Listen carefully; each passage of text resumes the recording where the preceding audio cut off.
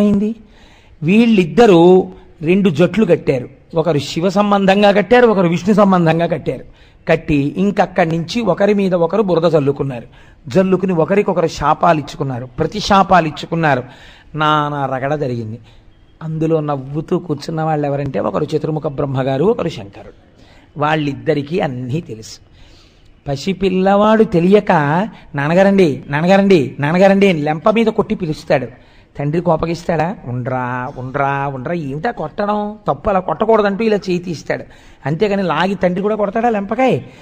పిల్లడి అజ్ఞానాన్ని తండ్రి మన్నించినట్టు మన్నించి నవ్వుతూ ఊరుకున్నాడు. అందుకేనండి లోకంలో మహాపురుషులైనటువంటి వారు ఈ తప్పు జరగకూడదని కోరుకున్నారు. ఎప్పుడు ఎంత మర్యాదతో మాట్లాడారో చూడండి. శంకరాచార్యుల వారు శివానంద లహరిలో ఒక చోట ఒక శ్లోకం చేసి